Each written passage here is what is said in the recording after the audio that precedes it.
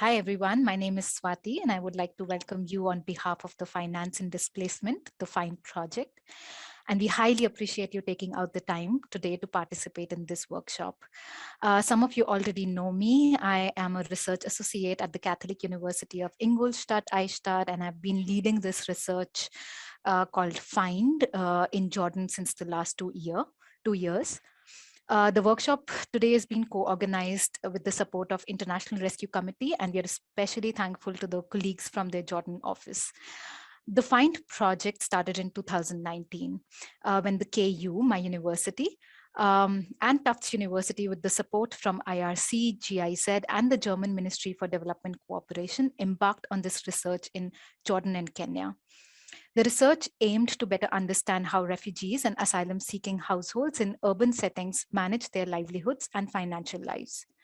We collected financial and economic information from 89 households in Jordan on their financial journeys, as well as livelihood journeys and their socioeconomic situation, their future plans, as well as their financial and non-financial challenges. We learned about their financial coping strategies, how they save, borrow, remit, insure against risks, and what helped or hindered these strategies. We uncovered which financial services they used and which were less relevant to their livelihood journeys in displacement. In today's workshop, we will present some of the key findings from the research and discuss some key preliminary recommendations. The whole objective is for us to invite your feedback, so to take into account the perspective from practitioners like you who are out there in the field working very closely and supporting refugees in Jordan. So we invite you to please share your very honest feedback and input so that we can improve upon our analysis and also include all of that feedback in our recommendations. We will follow Chatham House rules for this workshop. So the sessions are being recorded for our reference, but these would not be shared publicly. So you're welcome to share your very honest feedback. Also, please let us know if anyone has objections or questions at this point. We have provided much space for discussion, especially during the breakout rooms. We will urge you to participate actively as we look forward to learning from all of you today. A couple of quick housekeeping announcements. Please keep yourself on mute and your videos turned off when you're not speaking to save on the platform's bandwidth. When you speak, please feel free to turn your video on. We'll actually encourage that. We'd like to see you as you speak. We have allowed everyone to unmute themselves, so please do take care that you're muted when you're not speaking so as to avoid any kind of background noise. You're also free to ask any questions or share your feedback in the chat at any time. We do have designated time slots for a lot of Q&A and discussion, but at any point during the presentations, please share your feedback or questions in the chat and we'll save those and have a look at it later and get back to you. So then let's begin. I would like to first introduce my co-moderators. Today I have a lot of help. So over to Hans Martin first, and then Nala and Annelien. Yeah, thank you, Swati. Thank you, everybody. I'm Hans Martin Salemach, professor for economic geography at the Catholic University, working with Swati, and I'm really grateful about today's opportunity to have this space, this room, to discuss our thoughts so far, our findings with you experts. I know there's a lot of expertise here. I'm happy to moderate the first breakout session on foundational issues, what we term the survivalihood of refugees. Good afternoon, everybody. Nice to be here and a warm welcome from us at IRC Jordan. I will be supporting Hans, Annelien, and Swati with the various sessions, but specifically for the first breakout session. As many of you know, we've been in Jordan for over 14 years now. So we've got quite a strong economic recovery and development program. And hopefully as the session goes on, you'll be learning more about our work and we'll be learning more about your views. So thanks a lot, and over to you, Annelien. Thank you so much, Nala. Hi, everybody. Good afternoon. I'm very happy to be here as well. I'm Annelien Vos. I'm a policy officer with the International Rescue Committee within our European policy and advocacy team.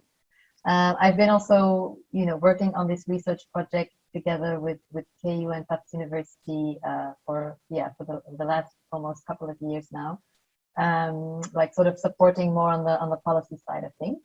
And I will be helping to moderate and facilitate the second breakout room on financial services today. So very much looking forward to seeing you there. I just also want to mention that we also have Kim Wilson, a senior lecturer at Tufts University, who is also participating with us today. And she has been really instrumental also in this research. She has led on research in Uganda and Mexico more specifically.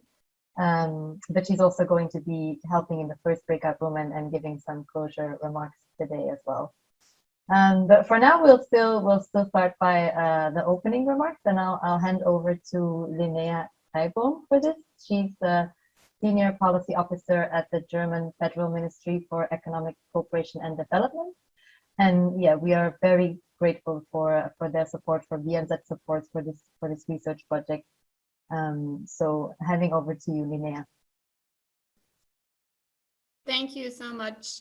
Like was just said, I'm Linnea Kreibaum from the German Federal Ministry for Economic Cooperation and Development, and I have the pleasure to give some opening remarks on for this workshop. A little bit of background of Germany's involvement of this topic. In 2017, already during our G20 presidency, we made the topic of financial inclusion of forcibly displaced persons a priority in our G20 presidency, thus placing it on the international agenda. Since then, the issue has gained increasing attention among governments, humanitarian and development actors, as well as the private sector and regulators.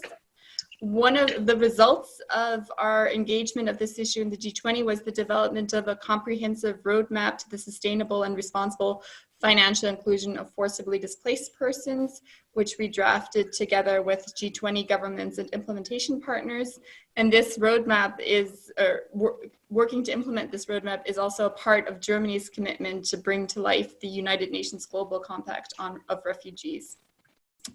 One of the ways we are all bringing to life this international commitment is supporting the concrete research in of the FIND project, the Finance and Displacement Research Project, which is being conducted by Catholic University, Eichstätt-Ingolstadt, Tufts University, and the International Rescue Committee.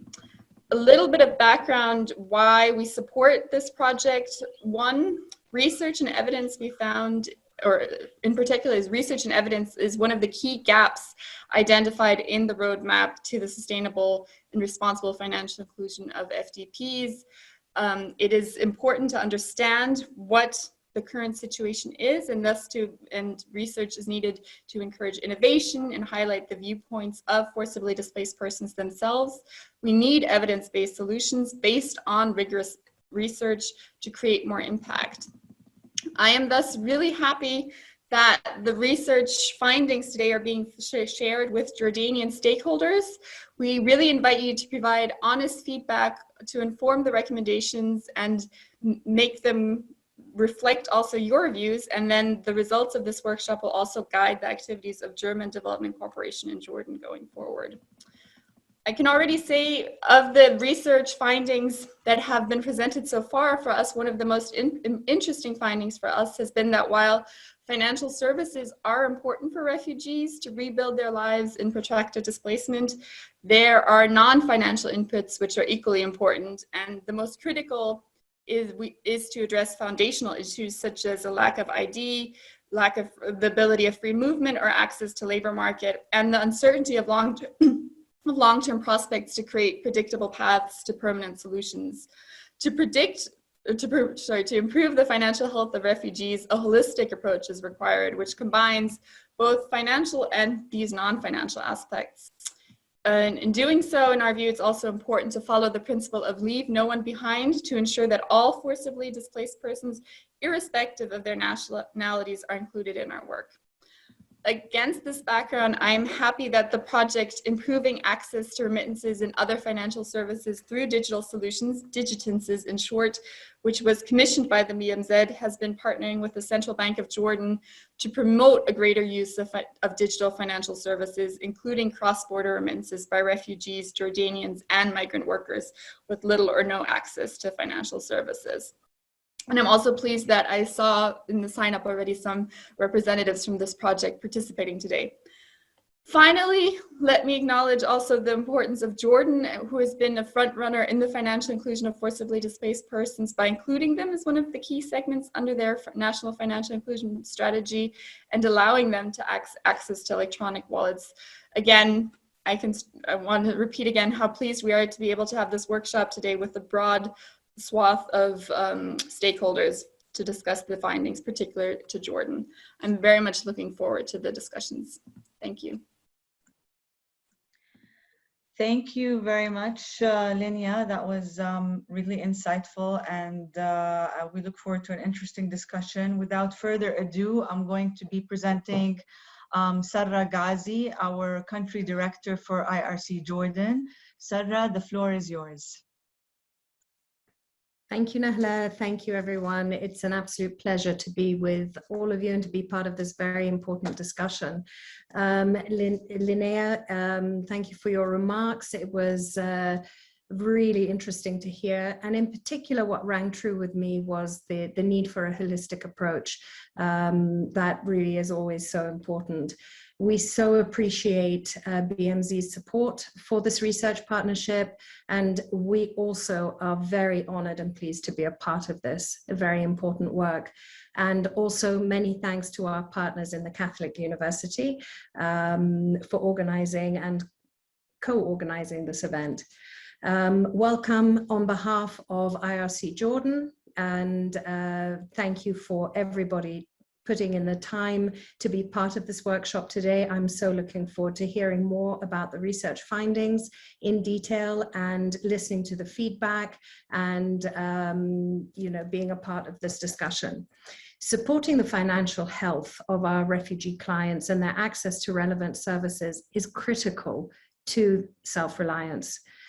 At the IRC, our economic well-being activities globally focus on delivering much-needed humanitarian cash, supporting refugee-run village savings and loans associations, to providing business grants for refugee entrepreneurs to access capital. In IRC Jordan, we've developed the Strong Economic Recovery and Development Program, which is designed to build the economic resilience of refugees and vulnerable Jordanians across the kingdom so that they can support their basic needs as well as increase their capacity to generate future income and live an independent and dignified life, which everybody has the right to. The research has shown us that it's important to combine financial service with broader livelihood support. We therefore adopt a holistic, capital-centric approach to deliver a bundle of services to promote economic well-being. These services address a range of needs by combining financial literacy trainings with support for labor market integration and business development, such as business and life and digital skills training, business startup grants, mentorships, apprenticeships, networking support, and job matching services. Throughout our programs, we also commit to increasingly adopting a feminist intervention approach to transform gender norms to actively promote women's use of control of resources. Refugee and host community women and youth are further gaining skills and boosting their income in our small business training programs. Even though Syrians represent the main refugee population in Jordan, the FIND study also looked at the needs and challenges of refugees from other nationalities, such as Iraq, Yemen, Sudan, and Somalia. This is of particular interest to us at the IRC and other Jordanian stakeholders, including other NGOs, local NGOs, the donors, advocating for a one refugee approach based on the needs rather than nationality. For refugees from all nationalities, a key finding is that rights matter. Refugees care about being able to access jobs, businesses, and moving around without a fear of going against the law. In the absence of these legal rights and protection provisions, every effort to improve refugee livelihoods will always be at risk. At the IRC, we have used this evidence in discussions with key policymakers, for example, to highlight the difficult financial situation of Syrians as well as non-Syrian refugees ahead of the Supporting Syria and the Region Brussels conference the EU hosted in June. And that was through a Decade in Search of Work report, where we provided key recommendations to improve legal work and business environments for refugees in line with the Jordan Compact. We're also pleased to push forward the conversation on refugee financial health through IRC's continued partnership with the German government to promote the roadmap to the sustainable and responsible financial inclusion of forcibly displaced populations, which is what Linnea mentioned. The IRC is very happy and motivated and committed to being a partner in implementing the recommendations from the roadmap to advance financial health services for all refugees. I'm so looking forward to the discussion today, learning more and hopefully participating in a very active way. And thank you once again, everyone, for taking the time to join us in this very important step. Thank you.